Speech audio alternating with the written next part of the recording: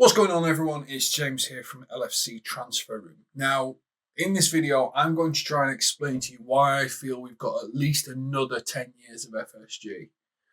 So, if you're ready to be angry, please like, subscribe, and let's get into the video.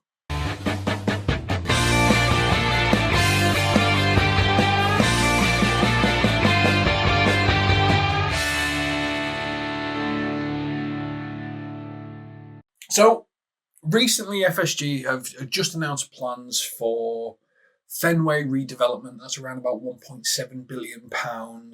They're looking into Las Vegas basketball, which is around about £3 or £4 billion.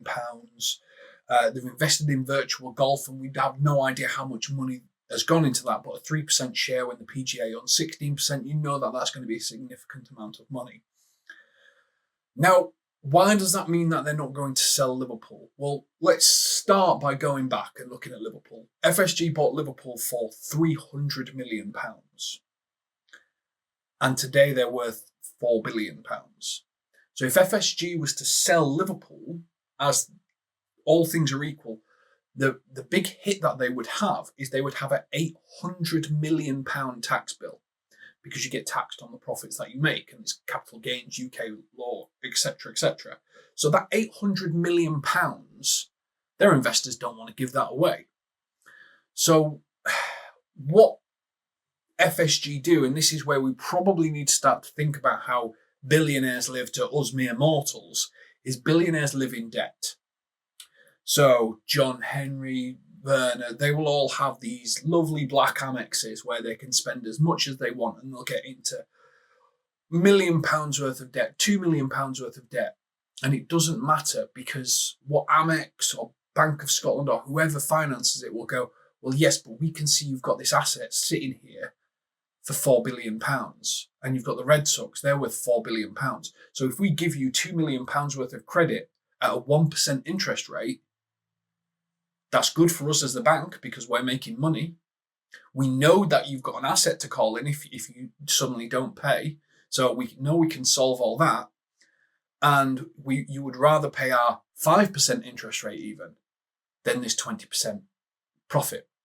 So we have to remember, billionaires do not live in a profiteering world. They live in a constant debt world, leveraging the value of the assets that they've got. And if they want to release some of the value of that asset, so that they don't get taxed, they have to be in a debt position.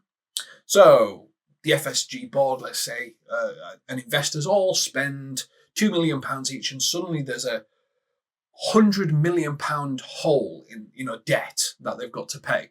That's when they just release a bit of equity of the club, say, we'll give a 5% share of Liverpool, generate £400 million, we'll clear everyone's debt, and we will invest this 300 million in something else so that we don't pay any tax.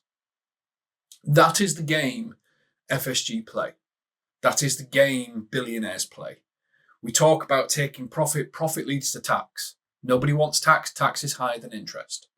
So we're in this weird situation where FSG do not want Liverpool to make a profit. They don't want Liverpool to be in a really strong position. If they've made some profit, that's why they probably loaned it to Liverpool, so that we can do the stand and stuff like that, because if they've loaned us money, then it doesn't really matter. And this is where we probably need to start to look at some of the things that FSG are doing and going, well, there is no chance on this planet they would sell Liverpool at this time. If you look at Las Vegas basketball, the 1.7 redevelopment of Fenway Sports Group, the 3% investment in virtual golf. FSG's model is to go, we will loan against £4 billion of basketball, 1.7 million against the states of FSG. We will loan against whatever the value of virtual golf is. And those debts will pay their own debts. They'll clear their own house. And we will hold on to them until they've cleared their own house. And then we will start to redevelop and regrow and stuff like that. So clubs like Liverpool and Boston Red Sox, they need to be in a really strong financial position so that they can get the best interest rates they possibly can to finance these other investments. So if there's going to be the best part of maybe £6 billion worth of investments FSG are making, and then maybe some external investment that's coming into this, you cannot have Liverpool leveraged in debt to £1 or £2 billion, a bit like how Man United do it. You can't have Boston Red Sox leveraged in debt to hundreds of £1 million. You need them to be strong, performing assets with a high cash value so that you get a high loan value. And this is probably where FSG are at this moment. When they did all the research, they were looking at all the banks and everything like that. They were going, do we sell Liverpool and do we reinvest? Or do we hold on to this? Can we get financing to pay for all these things? And it's looking like financing is the way to go. It's looking like financing is how they're going to do the next phase of FSG growth. And it's not great news for Liverpool. And it's not great news for Red Sox. The infrastructure stuff's going to be great for Red Sox and stuff like that. However, I don't like her being a building behind the green wall, but that's a different conversation for a different stream. This is the Liverpool channel.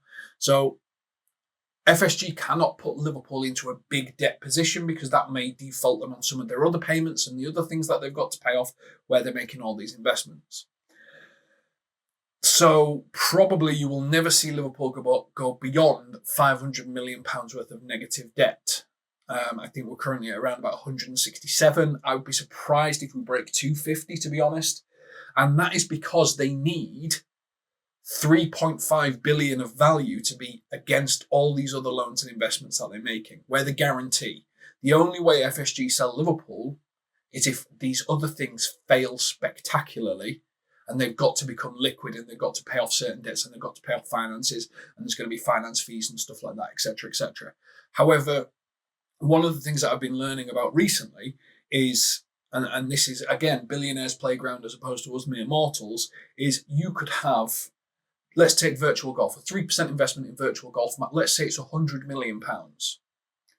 Now, if virtual golf has been valued at £1 billion and they've got £100 million leverage against it, there is actually government schemes that say you can give money to that business. That way you don't pay tax that year. You can give them that investment and have that ownership.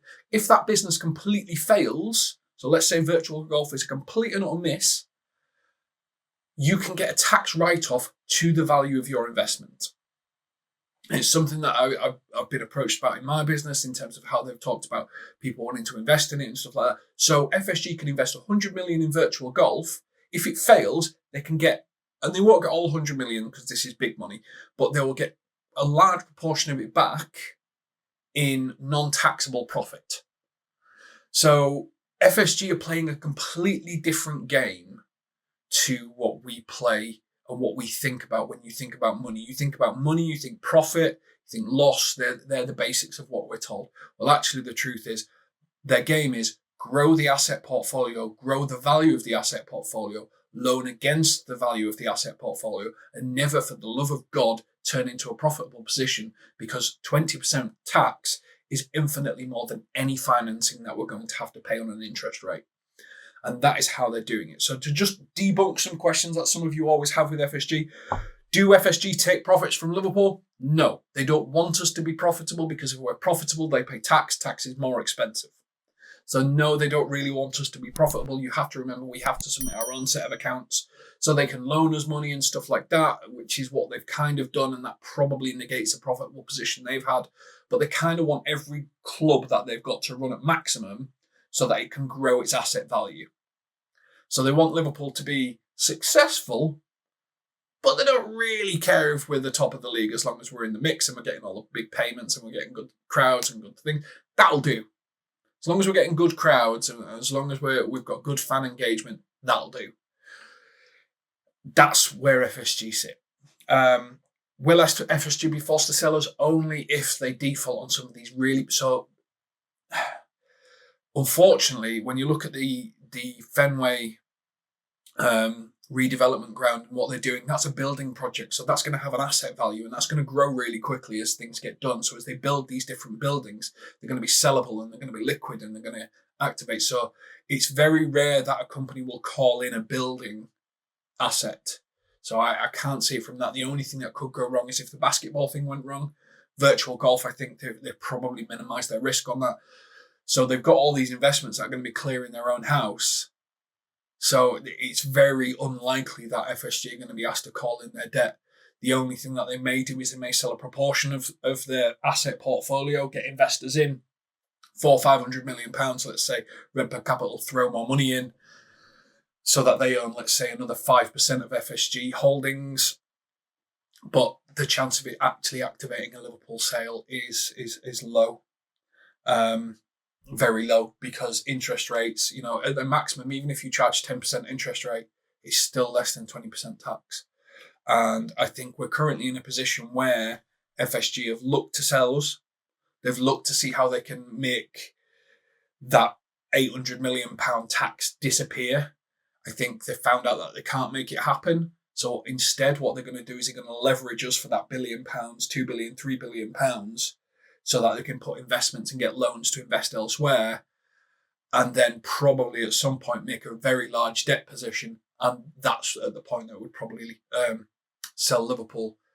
But for the truth of it, looking at how they're doing and looking at the investments FSG have announced that they're making over the next few years, and the interest that they've got in things like Vegas basketball, virtual golf, the Fenway redevelopment, I think there is very little chance FSG will be leaving Liverpool anytime soon. We will almost certainly have a situation where, and this is the riskiest situation for me, where Klopp leaves and FSG need to find the man after the man. And as we've seen, Arsenal, Man United, Chelsea, and it'll probably happen with Man City as well. The man after the man very, very rarely is successful. And I think that is where it's going to be the biggest risk and the biggest toxic element to our club, where our value might actually decrease because fans are not going to be happy.